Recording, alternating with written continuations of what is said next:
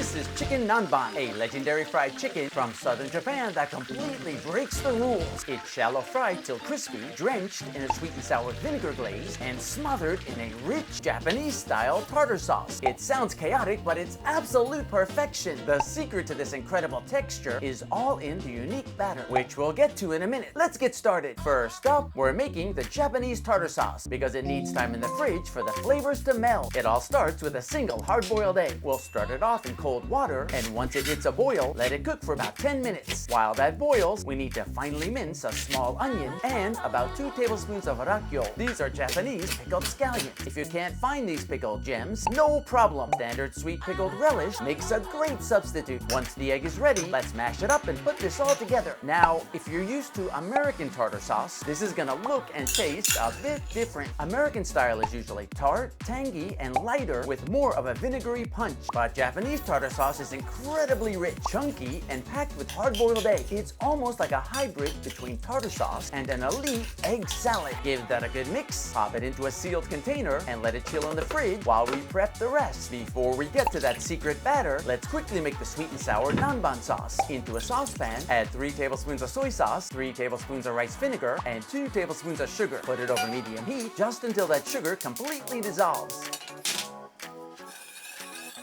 So why is this called Nanban? The word literally translates to Southern Barbarians. Back in the 16th century, that's what the Japanese called the Spanish and Portuguese merchants who arrived by ship from the south. Those European traders brought over a style of cooking called escabeche, which involves preserving fried food in oil and vinegar. Eventually, Japanese chefs adapted that sweet and sour vinegar technique for fried chicken, which we'll use later, and the name Nanban stuck. Once the sugar is dissolved, take it off the heat and pour it into a shallow bowl for later. Now for the star of our show, the chicken! Traditionally, chicken nanban is made with chicken breast because it beautifully absorbs all that glaze. Since this breast is pretty massive, we're gonna clean it up first by removing the skin. To make sure it cooks evenly, I'm gonna butterfly it across the middle.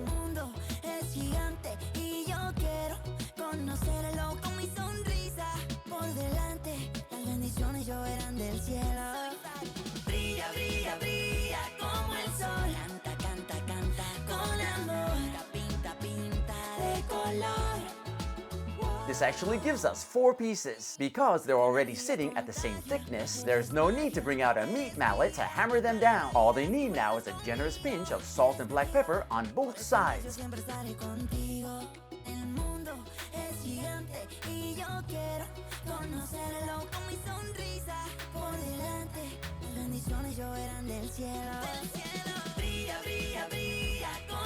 Give them a pat so it sticks, and our chicken is ready for that secret batter. In a shallow bowl, mix together equal parts of rice flour and cake flour. This combination keeps the crust incredibly light. Press your seasoned chicken pieces into the flour, coating both sides, and gently shake off any excess.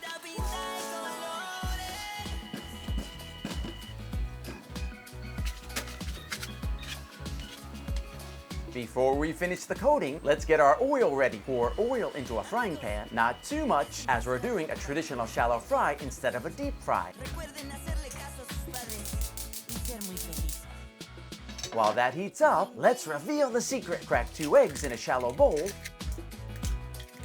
and whisk them well.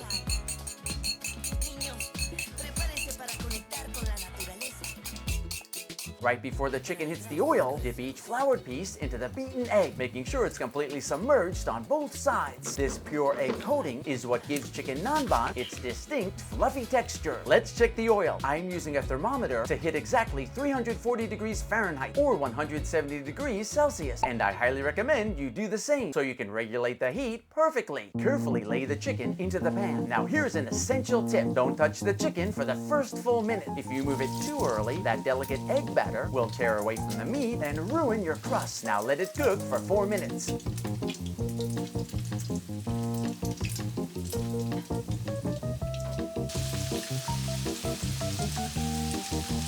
Then flip it over and cook for another 3 to 4 minutes, depending on the thickness of your breast.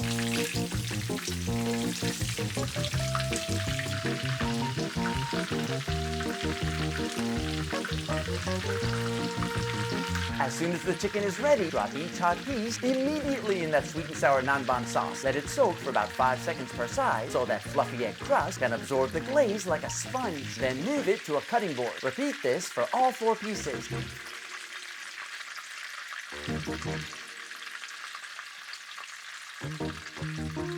Let the chicken rest for about a minute to let those juices redistribute, and then slice it up.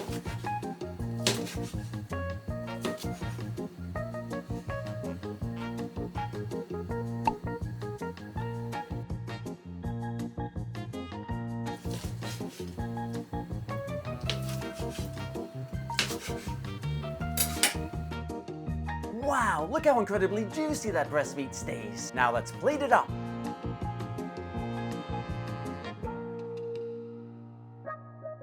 Bring back that elite tartar sauce from the fridge. While it's traditionally smothered on top of the chicken, I like to serve it on the side to keep that beautiful crust looking pristine. All right, take a look at that. I'll also add a few cherry tomatoes for a pop of fresh color. To finish it off, drizzle a little more of that glossy nanban sauce right over the chicken, and we are officially ready to eat.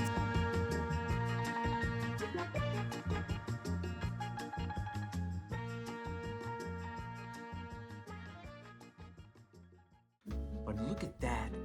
When you crisp it up, right, and you have that breading on top, then you dip it into that soy sauce, vinegar, sugar sauce, and then the Japanese tartar sauce is a bit different than one in the States. It's a bit more eggy, but it's still really good. Look how juicy that is. Does that look amazing or what? It's crispy on the outside. Oh my gosh, they use the chicken breast. Okay, here we go.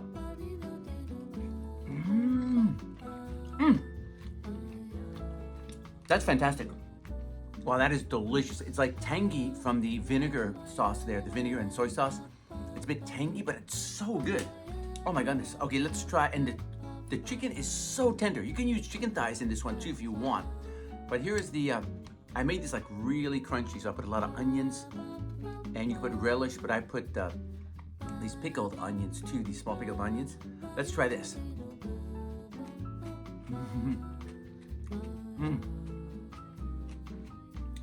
That's fantastic. Now, you can put this on top and try it like that. I prefer them separate just because I love the taste of that chicken the way it is, and then the tartar sauce on the side. But you can do something like this, get it on top like that, and then it's so tender. The breading on the outside is fantastic. Let me know in the comments below what you think, because this is really good. You gotta try it. After eating this, I kept thinking this would absolutely be fantastic on a bun. Now, in Japan, you don't really see chicken nanban served as a burger. But as an American, my instinct is to put literally everything between 2 pieces of bread. This chicken is ridiculously juicy because it's dipped in that sweet soy vinegar glaze, making it the perfect candidate for a sandwich. So I put my assistant to work. The bread maker handled the heavy lifting, mixing the flour and kneading the dough. Then I took over. Shape them into rounds.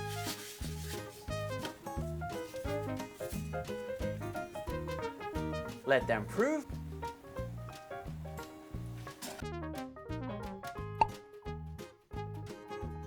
Hit them with an egg wash and a shower of sesame seeds,